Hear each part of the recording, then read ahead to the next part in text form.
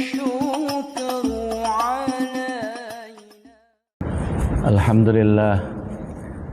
الحمد لله الذي بنعمته تتم الصالحات.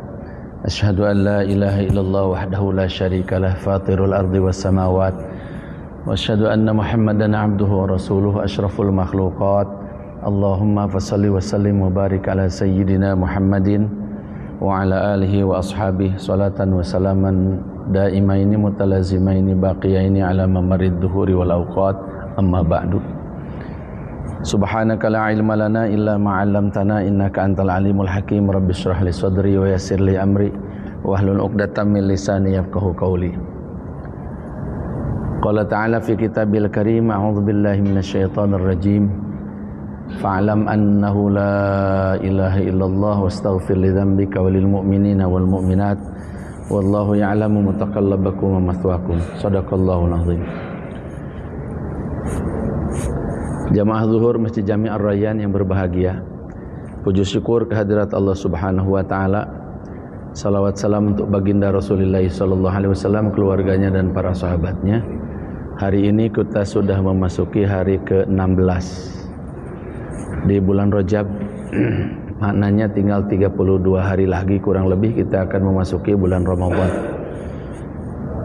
Maka bulan ini adalah bulan bagi kita untuk melakukan persiapan-persiapan agar supaya nanti Sya'ban kita dan Ramadan kita optimal, sehingga jamaah yang dimuliakan Allah Subhanahu wa taala, puasa kita nanti tidak hanya sekedar menyisakan lapar dan dahaga, akan tetapi lebih daripada itu kita bisa mencapai satu derajat yang diagung-agungkan oleh Allah Subhanahu wa taala, la'allakum tattaqun. Jamaah zuhur yang berbahagia, kita ini hari-hari dalam hidup kita itu senantiasa punya agenda-agenda yang sudah terstruktur dan terencana dengan rapi. Hari-hari kita biasa ngobrol sama istri, biasa ngobrol sama anak, biasa ngobrol sama tetangga, ngobrol sama koleha. Bahkan tidak jarang kita menghabiskan waktu itu sampai berjam-jam untuk sekedar hangout atau murah-murahnya nongkrong di angkringan. Agak mahal sedikit kita nongkrongnya di kafe. Jamaah yang dimuliakan Allah Subhanahu wa taala, hari-hari kita juga punya waktu untuk membicarakan banyak hal. Dari mulai peristiwa yang terkait dengan komunitas kita sampai kemudian persoalan-persoalan yang menyangkut negara kita.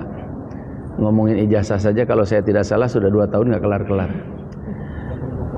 Jamaah yang dimuliakan Allah Subhanahu wa taala, demikian pula persoalan-persoalan yang jadi isu regional. Dari mulai ngomongin olahraga, di SEA Games kita dapat medali berapa kan gitu ya. Kemudian peristiwa-peristiwa yang terjadi di belahan Kamboja, peperangan yang terjadi di perbatasan antara serumpun Kamboja dan Thailand, dan seterusnya. Sampai kemudian masalah geopolitik internasional, termasuk penculikan yang dilakukan sama Pak D, ya, nyulik Cak Maduro. Nyulik Cak Maduro ning wonten Nicholasnya. Caknya bukan Cak Madura, bukan Cak Medunten atau Telok Lemak, tapi Caknya Cak Maduro. Kita punya jadwal untuk membicarakan itu semua. Kita punya waktu untuk membicarakan apapun. Yang kadang kita kelupaan dalam kehidupan modern seperti sekarang ini, di mana kita ini nampak seperti sebuah komunitas global, tapi tanpa disadari kita juga tereliminasi dan kita juga terisolasi, tepatnya bukan tereliminasi, terisolasi ya pada sebuah ceruk atau pada sebuah peti kehidupan individual yang sangat-sangat private. Kalau zaman dulu itu kalau ada orang sampai 2 bulan itu nggak keluar dari rumah atau setahun nggak keluar dari rumah itu geger Pak, keluarganya pasti sudah carikan psikiater. Pasti dia sudah dibawa entah ke sana entah kemari, istilah sekarang diruqyah, kalau dulu istilahnya disuwu, dijampe. Tapi kalau sekarang itu jamaah yang dimuliakan Allah Subhanahu wa taala, ada yang liburan 10 hari itu nggak kemana-mana, di rumah saja mainan handphone. Kira-kira ada nggak yang begitu? Ada Pak. Ya, makanya Bali sepi. Kenapa? Karena jenengan nggak kesana gitu. Jamaah yang dimuliakan Allah Subhanahu wa taala, maka saya ingin menyodorkan pada pertemuan kita kali ini tentang satu konsep yang ditawarkan oleh Imam Ibnu Athaillah As-Sakandari rahmatullah alaih, mana fa'al qalba syai'an, tidak ada yang lebih bermanfaat bagi hati, syai'un mithlu uzlatin, sesuatu yang semisal uzlah, tadkhulu biha midana fikratin, yang dengan itu dia masuk ke ruang yang paling dalam dirinya. Bahasa sederhananya gini, kita sudah punya banyak waktu untuk ngomongin apapun dan ngomong dengan siapapun. Kita punya nggak waktu untuk ngomong dengan diri sendiri? Nah gitu loh, ngomong dengan diri sendiri. Ini bukan selfish, tapi memang ini dasarnya. Man arrafa nafsah arrafa rabbah. Saya ulangi ya, rumusnya begitu. Kita punya kesempatan ngobrol sama siapapun, untuk ngobrol apapun gitu loh. Ya, ada nggak sedikit waktu yang kita luangkan untuk ngobrol dengan diri sendiri, untuk ngobrol dengan diri sendiri dan ngobrolin diri, bukan ngobrolin orang lain. Karena pusat semesta itu ada pada diri, bukan pada tempat lain. Ya, pusat semesta itu ada pada diri, bukan pada tempat lain. Tuhan itu bertahta di singgasana hati, begitu bahasa metafornya. Makanya dalam salah satu hadis qudsi Allah Subhanahu wa taala berfirman, "Kuciptakan sesuatu yang mala ainun ra'at wala udhunun sami'at." Itu kan artinya apa? Limited banget itu. Surga yang Allah siapkan itu sampai malaikat aja sebetulnya nggak tahu gitu. Ayo coba, kalau yang begitu itu kira-kira apa, Pak? Istimewa banget. Ya, istimewa banget. Waj'alani minal mukramin. Kata para ulama, itu darajatun fil jannah. Derajat al-karomah itu sebuah derajat di surga, sebuah tempat di surga, atau istilah kita surga yang eksklusif, yang bahkan malaikat Jibril nggak tahu ditaruh di mana yang ini. Eksklusif banget bukan? Eksklusif banget gitu loh. Ya.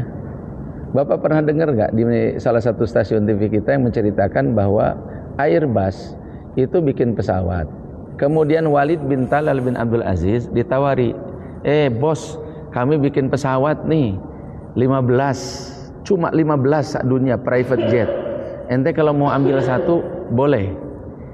Dibelikan penawaran khusus, Pak, harga khusus. Apa kata Walid bin Talal bin Abdul Aziz? Kalau kamu bikinnya cuma satu, aku yang beli. Jadi dia nggak mau ada ntar di parkiran itu apa, ada ono tunggale itu, gak mau. Kalau kamu bikinnya cuma satu, tawarkan ke aku. Kalau 15 moh aku. Itu saking terbatasnya. Saking apa? Nah sekarang Allah itu bikin surga.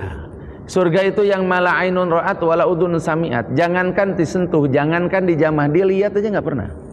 Kurang private gimana itu? Kurang eksklusif gimana itu? Kuciptakan surga yang mala ainun ra'at wala udhun sami'at, dan aku cuma minta satu. Kosongkan hatimu dari selain aku. Hanya itu aja yang Allah minta itu. Kan la ilaha illallah itu artinya menegasikan, menafikan, meniadakan yang lain. Nafyul musyahadah, dinafikan semua, dihilangin semua. Gue cuma minta satu, kata Allah. Lu kosongin hati lu tuh. Jangan pernah ada yang lain yang singgah di hatimu, yang bertahta di singgasana hatimu. Sebagai balasannya Allah siapkan yang tadi tulang mala ainun ra'at wala udhunun sami'at wala khatar ala qalbi bashar. Nah, bicara dengan diri itu, Pak, ini mohon maaf ya, waktu kita juga nggak banyak. Kebetulan kalau kebanyakan dan kepanjangan juga saya kehabisan bahan. Ya, jamaah yang dimuliakan Allah Subhanahu Wa Taala. Gimana kalau gitu, Ustaz? Kita harus diam gitu di kamar ya?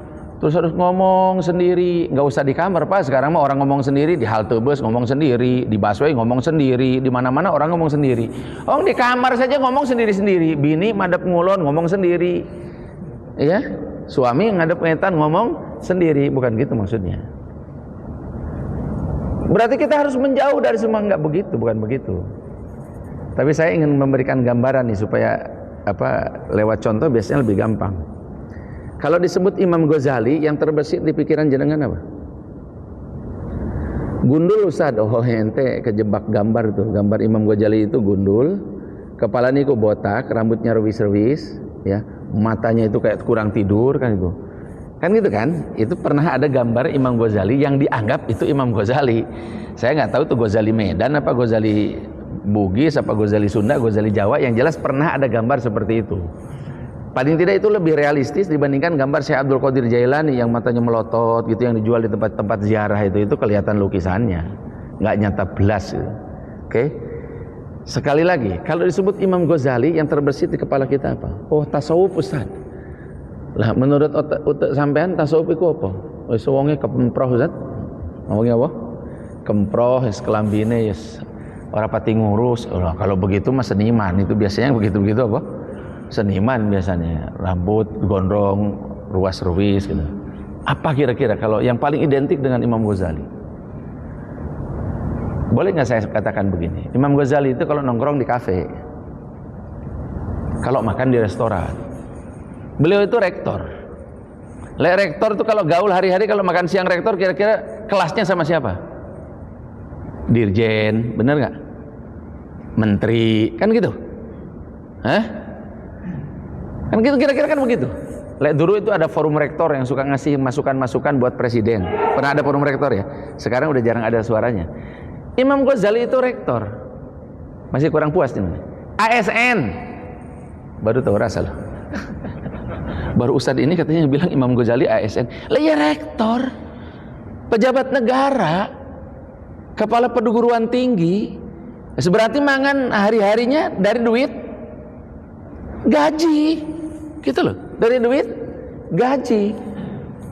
Jadi kalau jenengan punya pikiran Imam Ghazali itu kemproh, enggak, keliru. Imam Ghazali lah rektor. Imam Ghazali itu rektor, mainan dirjen. Kira-kira dirjen itu mobil, coro mobil ya, coro mobil. Mobil dinasnya apa? Lah iya, lah itu. Oh rektor mesti dia, lain. Lek naik mobil dipinarake, lek turun dari mobil dibukakan, kan begitu. Lek cara zaman Imam Ghazali itu naik kudanya bukan satu, mungkin pakai kereta kencana yang ditarik 7 kuda, kira-kira begitu. Imam Ghazali lewat itu orang minggir semua. Imam Ghazali, memang sejatinya memang begitu. Beliau itu ASN, beliau itu profesor, beliau itu rektor, nongkrongnya di kafe, makannya di restoran. Dayang-dayangnya banyak, mohon maaf, biasanya lek pejabat itu bojone setunggal nopo kali, nopo tiga, nopo sekawan, nopo gangsal. Lah itu. Ya kan dari zaman dulu sampai sekarang tren dunia itu sama aja, Pak. Godaan manusia itu tahta, harta dan aura. Dulu saya suka bilang tahta, harta dan raisa, sekarang udah gak periodenya lagi, bukan periode raisa. Sekarang itu godaan pejabat itu dan godaan manusia itu tahta, harta dan aura. Sampai nojok mikir ke sana kemari. Kalau sampean kemudian asosiatif, itu salahmu sendiri menerjemahkan, kan gitu. Leceran zaman Imam Ghazali itu zaman masih ada hamba sahaya. Sehingga hamba sahaya itu milik majikannya. Berhubung milik boleh dipakai. Ambil majikannya itu boleh dipakai tanpa dinikahi karena milik. Lo kan bukan istri Ustaz. Lo kan proses akad nikah jadi istri itu lewat akad nikah itu jadi milik kita. Itu kan proses tamlik itu, proses pemindahan kepemilikan. Makanya pakai ijab kabul, saya terima nikahnya Ayu Aulia dengan mas kawin Vespa warna kuning umpama. Sampean ojo asosiatif dengan mas kawin Vespa warna kuning, dibayar kontan. Saya terima nikahnya Ayu Aulia dengan mas kawin Vespa berwarna kuning, ya, dibayar kontan. Itu menjadi milik kita. Mas kawinnya menjadi milik Ayu Aura Kasih lah, jangan Ayu Aulia, milik Aura Kasih gitu umpamanya. Jamaah yang dimuliakan Allah Subhanahu wa taala, okay? Makanya kemudian kalau seorang juragan, majikan punya hamba sahaya, ini konsep lama ya, di zaman dulu maksudnya. Lah kira-kira di zaman Imam Ghazali itu masih begitu. Aku curiga Imam Ghazali itu sebetulnya punya selir juga. Artinya punya itu loh. Punya hamba sahaya yang nun sewu, dalam bahasa kitanya sekarang bispak, bisa dipakai, jablay, jarang dibelai. Ini nggak nyinyir, ini bukan fitnah Ustadz, bukan fitnah, ini justru punya begini jadi fitness.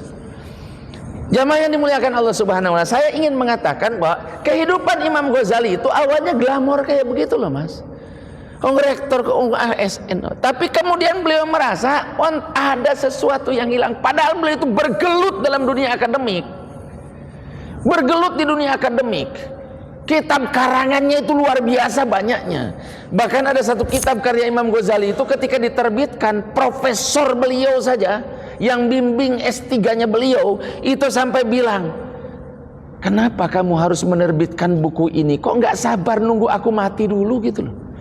Artinya itu sebagai sebuah pujian bahwa bukumu ini akan memenuhi langit dan bumi, akan menjadi buku yang paling spektakuler pada masanya. Tapi Imam Ghazali dengan pergulatan dan pergelutan ilmiahnya, dengan glamornya kehidupan sebagai pejabat, lepas dari bahwa beliau menikmati atau tidak, tapi sinjelengnya pejabat masa itu ya begitu. Pejabat yang nggak begitu itu masih zaman sahabat, baru nggak begitu. Sayyidina Umar tidurnya di emperan, Sayyidina Abu Bakar tidurnya di jalan menuju ke pasar. Tapi pada generasi setelah Khulafaur Rasyidin itu nggak begitu sinjelengnya pejabat itu. Nggak begitu. Jamaah yang dimuliakan Allah. Tapi dalam kehidupan yang dalam tanda petik ngebayangin pejabatnya aja lah. Kehidupan yang glamor, kelas atas, jet set, pergaulan selebriti, kan begitu. Dengan royalti, kalau istilah bahasa kita sekarang, dengan royalti yang tidak terhingga atas karya-karyanya, disanjung puja di mana-mana. Kalau ada walimatul arus, pesta pernikahan, beliau tidak hadir, dianggap seperti tidak ada yang datang. Sebaliknya kalau beliau hadir sekalipun tidak ada yang lain, maka lengkap sudah acara tersebut. Dengan kehidupan yang seperti itu, ada ruang yang belum terisi. Padahal beliau itu akademisi loh, ulama loh, tapi tetap kemudian merasa bukan ini dan bukan begini, bukan seperti ini, bukan di sini gitu loh. Mulailah proses perenungan itu terjadi. Turning point-nya itu Pak, titik baliknya itu coro revolusi peradaban disebutnya hijrah. Dalam bahasa spiritual disebutnya nguzlah. Cara Jawa ini nguzlah. Uzlah. Apa yang dilakukan orang dengan uzlah itu? Ngobrol dengan diri sendiri, merenung ke dalam, melakukan tafakkur, melakukan tadzakkur, melakukan tasyakkur. Ditinggalkanlah semua itu. Tiba-tiba Imam Ghazali ngilang dari peredaran. Ayo coba Pak. Kalau kita di Indonesia nih, saya kalau ngomongin ILC itu karena saya hidup pada masa ini. Ada istilah no Rocky, no party. Maka kalau kemudian ada ILC kok nggak ada. Sekarang ini ILC harus bersyukur kepada Pak Jokowi itu. Sebab Pak Jokowi ada tema terus yang dibahas oleh ILC itu. Kalau enggak, Pak Karni ini sehebat apapun beliau sebagai sutradara dan produser acara-acara berita, nggak ada apa-apanya. Ya, betul. Kalau Robinson Crusoe ketemu Jumat itu bilang thanks Friday karena dia bikin apa? Kelapa itu di pulau itu ketika dia terdampar, kemudian dikasih sedemikian rupa mimik dan kemudian dia kasih nama Friday. Satu-satunya teman Robinson Crusoe, oke? Ya, maka Pak Karni harus bilang thanks Pak Jokowi. Ya, jadi kalau bisa ini isu ijazah sampai 2029 supaya saya ada terus yang diberitakan, kan begitu. Supaya ada terus yang diberitakan. Kalau tiba-tiba hilang itu Pak, terus ngomong apa Pak? Ngomongin apa coba kita itu? Nggak asik hidup ini kalau nggak ada yang diomongin, bukan? Jamaah yang dimuliakan Allah. Lah orang sekali berimam Ghazali tiba-tiba hilang dari dunia akademik, tiba-tiba hilang dari dunia percaturan, tiba-tiba istilah sekarang tuh surat kabar kehilangan gairah. Nggak ada lagi yang dibahas, nggak ada lagi tema-tema utama, tidak ada lagi yang kemudian bisa membangun dan membentuk opini publik. Tiba-tiba Imam Ghazali ngilang dari peredaran, betul-betul ngilang, dan itu mendadak. Ditinggalkan jabatannya, ditinggalkan pergaulan jet set dengan kalangan para ulama dan umaro itu. Pernah Imam Ghazali itu sampai 2 bulan nggak turun dari menara masjid, kayak apa coba Pak? Jajal sampean tuh. Ayo, gak metu takut masjid jajal ya. Saya yang tukang aprak-aprakan 4 bulan saja, kalau kebetulan lagi jadwalnya itu, di mana pindah dari satu masjid ke masjid yang lain, itu tetap ada keluar dari masjidnya. Kenapa? Karena kita kan tujuannya mau jumpa umat, bukan mau nyepen. Uzlahnya itu uzlah bergerak, iktikafnya iktikaf yang mobile. Ya, iktikafnya itu iktikaf yang mobile. Jamaah yang dimuliakan Allah Subhanahu wa taala, hilang Imam Ghazali.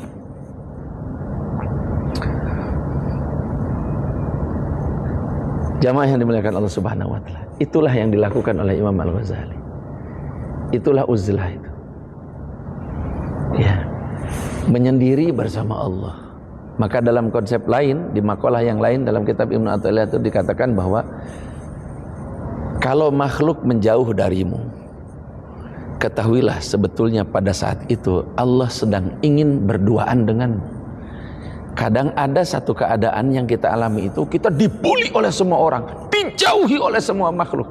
Itu kalau kita pandai memanfaatkan momentum itu, pada saat itu sesungguhnya Allah Subhanahu wa taala sedang ingin berduaan saja dengan kita. Maka diusirnya seluruh makhluk itu dari sisi kita. Jangankan orang lain, bini minta cerai. Jangan mikir macam-macam lagi juga ya. Itu kalau lagi begitu itu, kalau kita manfaatkan momentum itu dengan baik, Pak. Kalau kita manfaatkan momentum itu dengan baik, luar biasa. Saya terlalu sering kayaknya mengatakan bahwa kalau seseorang di PHK itu mestinya ketawa. Kalau seseorang di PHK itu mestinya tersenyum. Kalau pensiun dini kan itu apa pilihan jenengan kalau pensiun dini bukan? Ini mah enggak, di PHK. Mestinya kan tertawa, tersenyum. Apa alasannya Ustaz? Di PHK tertawa dan tersenyum? Iya. Kita bilang sama Allah, ya Allah, kalau selama ini lewat perusahaan itu engkau salurkan rezeki buatku, ketika aku di PHK oleh perusahaan itu artinya jenengan kayak bilang gini, wes mulai hari ini dari aku langsung. Mestinya kita apa tuh? Ketawa Pak, sujud syukur, matur sembah nuwun sangat Gusti, Masya Allah, kok istimewa sekali saya ini sampai rezekinya mau langsung dari jenengan gitu loh. Luar biasa kula niki Gusti, Masya Allah. Jangan di depan istri, nanti dibawa ke psikiater dianggap otak miring. Tapi kan nggak ada yang begitu itu. Kenapa? Karena kita sudah kadung menuhankan institusi, menuhankan lembaga, menuhankan barang-barang yang sejatinya nggak ada. Hakikat dunia ini kan kosong, dan kosong itu adalah hakikat. Saya ulangi, hakikat dunia itu kosong, dan kosong itu adalah hakikat. Kullu man 'alaiha fan itu kan musnah, rusak, kosong, zero, nol. Maka diperlukan orang sekali Jabir bin Hayyan al-Azdi, orang pertama yang dinobatkan sebagai sufi besar, yang jadi sufi bukan karena intikaf di masjid, tapi karena tenggelam di laboratorium. Kita ngerti algoritma gara-gara orang yang satu ini, dan beliau menemukan kosong itu. Sebelumnya Angkar Romawi tidak ketemu kosong, nggak punya kosong.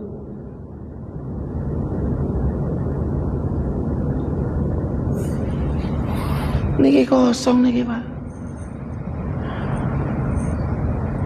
Cak Maduro sing ditangkep Trump, jare mau mengharap ada negara begitu, ada negara begitu. Lucu. Saya itu jadi ketawa.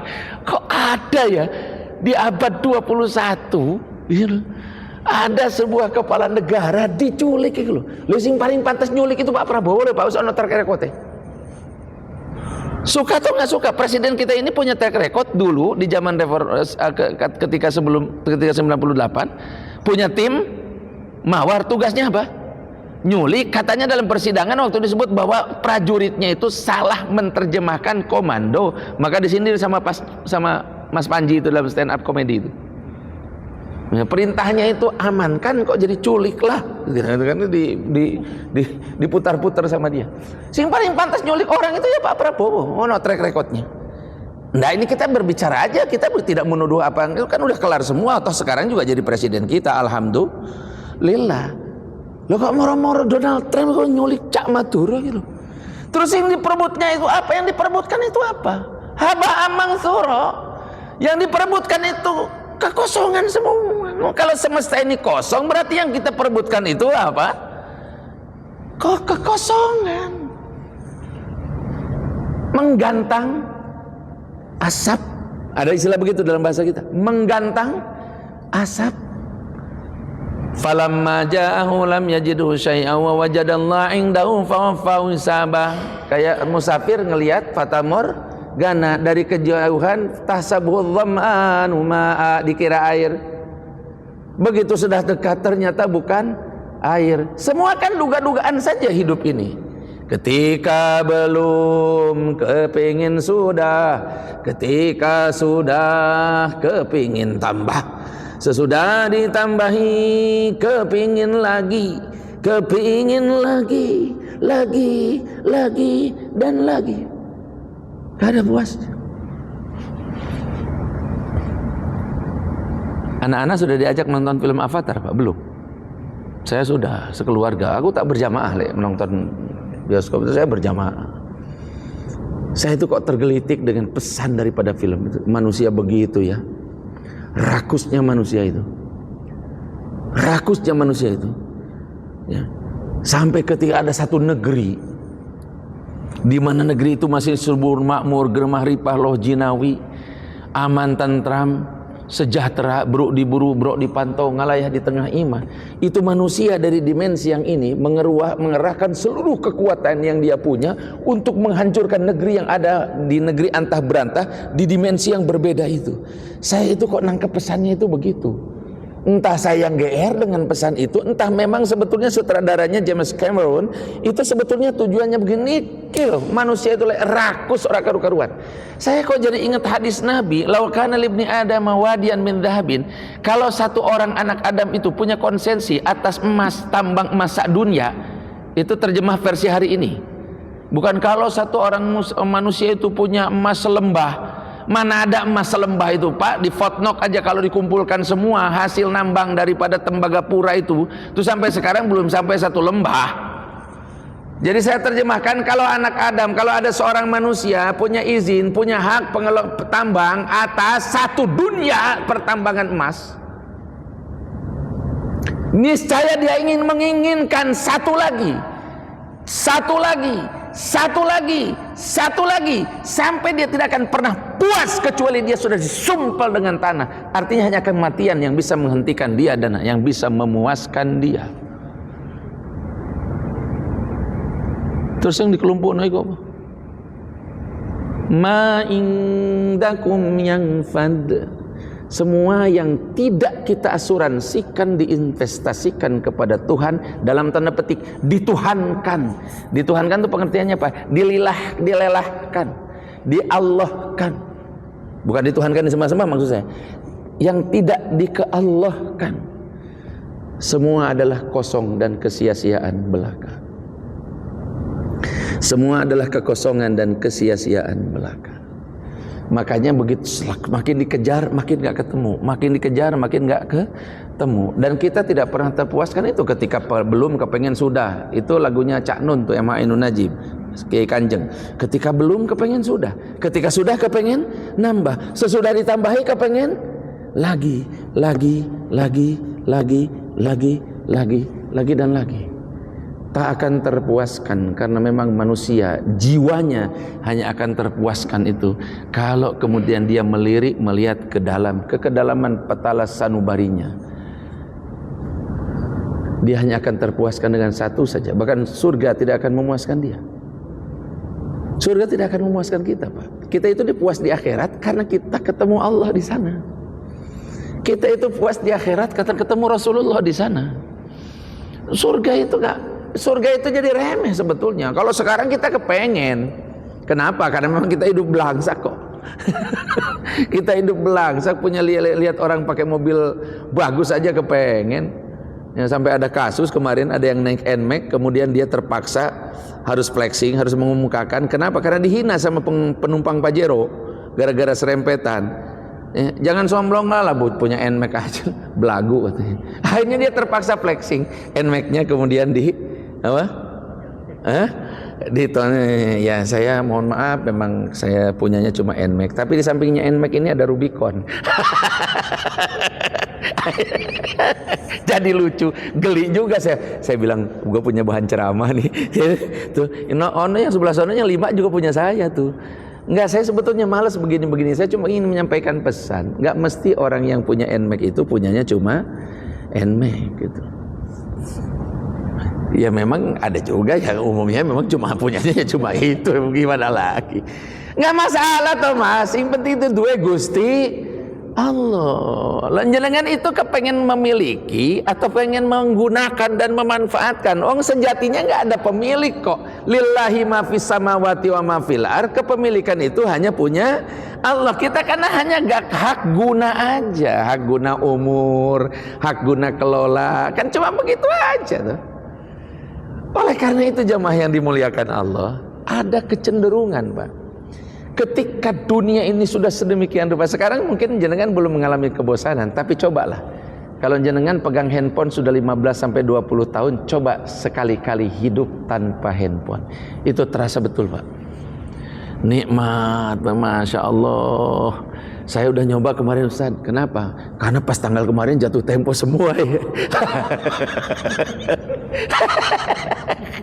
Akhirnya karena nomor kita gak bisa dihubungi, sing dilabrak nomornya poco. Lah sampean gak bilang sama istri, mah pokoknya setiap tanggal sekian kita mati handphone ya. Cocok Pak katanya, cocok di handphone. Suwe-suwe tegep badannya ngeng visit dia. Dia kunjungan langsung ke kita. Allahu Akbar walillahil hamd. Nggih. Kalau kita untuk laki-laki itu Pak dunianya, karena kita itu kan orang luar, kegiatan kita banyak outdoor daripada indoor. Kalau perempuan Pak mau uzlah itu lebih gampang daripada laki-laki. Apa? Tutupkan selembar kain di wajah dia, maka perempuan tuh langsung menyendiri dia. Ya. Buat apa gelang ketahuan orang kalau wajah nggak kelihatan? Betul? Yang dibanggakan perempuan tuh gelangnya apa wajahnya? Wajahnya. Maka begitu wajahnya ditutup, itulah waqarna fi buyutikunna. Uzlahnya perempuan itu konsep yang diajarkan oleh Allah kepada ummahatul mukminin, sehingga capaian spiritual mereka itu nggak bisa ditandingi oleh perempuan-perempuan yang lain. Kenapa? Jadi istri Nabi nggak boleh kemana-mana. Coba bayangkan Pak. Waqarna fi buyutikunna. Jadi hijabnya istri-istri Nabi itu bukan selembar kain. Udah di dalam rumah pun mereka masih pakai purdah Pak. Udah di dalam rumah wajahnya masih ditutup. Ada hadis yang menyebutkan ada sahabat Nabi yang buta masuk ke rumah baginda Nabi. Waktu itu jamaah yang dimuliakan Allah Subhanahu wa taala, mertamu.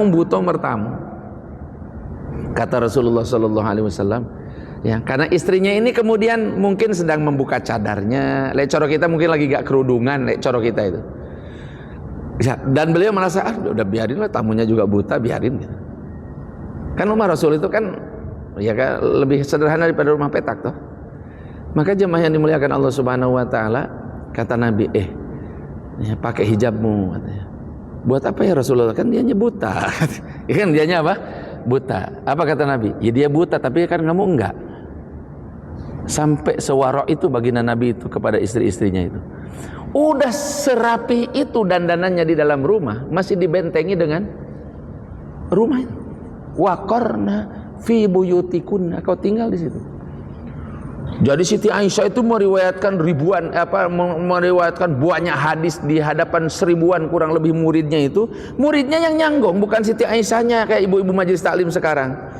Ya datang kemana, kemudian datang ke sana pakai kerudung hijau, datang ke sana pakai kerudung merah, murid-muridnya seragam semua kuning, biru, hitam. Jadi suami-suami itu jamaah yang dimuliakan Allah terancam kalau ibu-ibunya, kalau istri-istrinya, emak-emaknya suka ngaji itu. Kenapa? Gak kelar-kelar itu kredit. Usono paket, COD, apa segala macam. Kerudung gonta-ganti, 7 pengajian, 7 kerudung. Warnanya beda-beda. Waqarna fi buyutikunna. Perempuan tuh nun sewu nggih. Ini yang lain-lainnya yang bisa kita diskusikan belakangan, ini kan bab ngaji. Gitu. Waqarna fi buyutikunna. Kalau jenengan pengen hemat, Pak, amalkan aja ayat ini. 2026 aman, Pak. 2026 komitmen dengan istri. Istri tidak akan keluar rumah kecuali untuk yang fardu banget, umpamanya karena anak nggak ada yang nganterin ke sekolah. Selebihnya itu pun masih gawat, Pak. Kenapa? Karena masih ada yang jajain kerudung di sekolah itu. Habis itu ada yang miralin kuliner. Jeng, yang di Jonggol itu Jeng, luar biasa Aku lihat sampai antri, bupati aja pada datang, termasuk Bupati Bekasi. Bupati Bekasi mana? Bupatinya lagi mesantren kok. Bupatinya lagi mesantren. Saya itu hari Ahadnya masih ketemu dengan wakil bupati, datang ke acara kami. Kemisnya digaruk bupatinya. Aduh cangkri lagi. Aduh. Gemes gitu. Gemes. Jadi sekarang kalau ada yang nanya itu, Ustadz rumahnya di mana? Saya di Bogor. Nanti ada yang nanya lagi kalau pas Bogornya yang kena, kan Bogor juga 2 kali. Rahmat Yasin kena, diganti adiknya Ade Yasin, kena juga. Jadi saya, Ustadz bukannya orang Bogor? Enggak Pak, saya Jati Asih Pak. Aing mah ngaku orang Bogor era, ngaku orang Bekasi era, dua-duanya kalakuanana sarua. Jamaah yang dimuliakan Allah Subhanahu wa taala.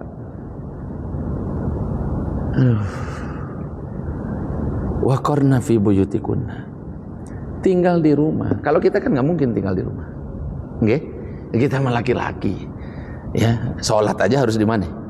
Di masjid kalau bisa, kecuali kalau ada uzur. Jadi mari Pak, di waktu permulaan 2026 ini, yuk siapkan sedikit waktu untuk ngobrol dengan diri sendiri, untuk berbicara dengan diri sendiri.